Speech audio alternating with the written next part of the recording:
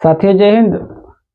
काफी जद्दोजहद के बाद आखिरकार योगी सरकार ने पंचायत चुनाव की तिथि की घोषणा कर ही दी। मित्रों आपको बताना चाहेंगे कि जो पंचायत चुनाव की अभी जो संभावित तिथि आई है यह अक्टूबर नवंबर तक संभावित जताई जा रही है। आपको बताना चाहेंगे कि यह संभावित तिथि अभी भी ऊहापोह में है। क्योंकि जो इस समय वर्तमान में पंचायत कार्यरत है इनके सदस्यों का कार्यकाल मित्रों मार्च अप्रैल में पूरा होगा।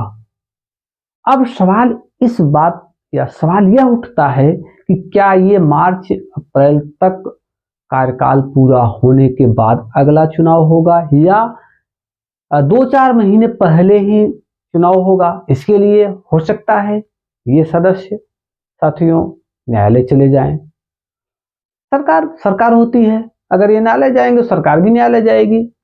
अच्छा, इसके पीछे मामला ये था कि जो अभी ये वर्तमान में पंचायत चल रही है, पिछले बार कोरोना की वजह से कार्यकाल में थोड़ा सा बढ़ोतरी हो गई थी, चुनाव कराने में समय लग गया था।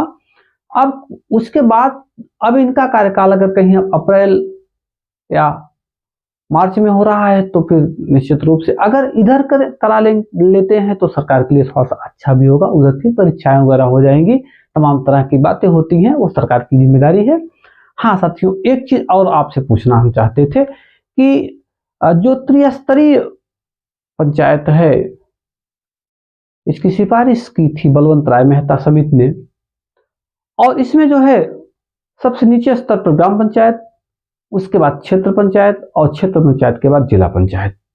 मित्रों जिला पंचायत सदस्य जिला अध्यक्ष का चुनाव करते हैं और वही क्षेत्र पंचायत में क्षेत्र पंचायत सदस्य जिन्हें बीडीसी कहा जाता है ये ब्लॉक प्रमुख का चुनाव करते हैं।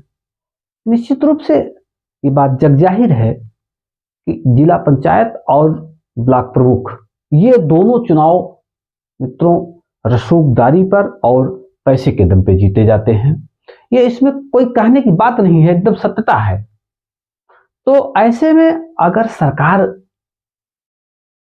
चाहे तो इन दोनों पदों का यानी जिला अध्यक्ष और ब्लॉक प्रमुख इन दोनों का चुनाव करवा दे, सीधे बाय इलेक्टेड जनता द्वारा करवा दे, तो निश्चित रूप से जो ये लंबा खेल होता है ये खेल बंद हो जाएगा। हम आपसे व्यक्तिगत रूप से इस पर राय चाहते हैं कि आप अपनी राय हमें दें कमेंट में कि आखिर इनका जो चुनाव है वो सीधे जनता से हो अथवा जैसी पुरानी व्यवस्था चली आ रही है। अब मित्रों आगे यही स्थिति शहरी निकायों में वार्डों में है, तो कहीं ना कहीं से जितना भी हो सके राज्य निर्वाचन आयोग को चाहिए कि वो इस पर पारदर्शिता बरते।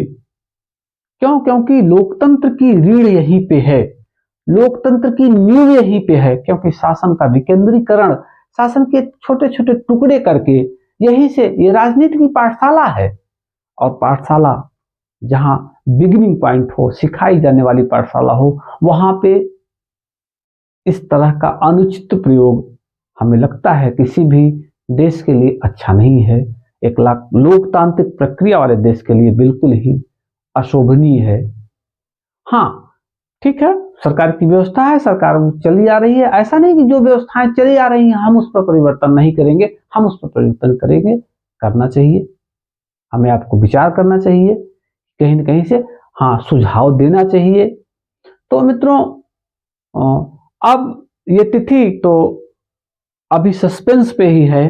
हाँ लेकिन ये है कि निश्चित रूप से अगर नवंबर दिसंबर तक सरकार चुनाव करवाती है तो सरकार के लिए बहुत ही फायदेमंद होगा। अगर ये मार्च अप्रैल तक ले जाती है तो सरकार के लिए नुकसानदायक हो जाए, ये मई तक कहीं ना कहीं से खिंच जाएगा। क्योंकि उधर फिर बोर्ड्स के एग्जाम आ जाएंगे और तमाम तरह की औपचारिकताएं होती हैं सरकार के लिए, तो ये ठीक नहीं होगा।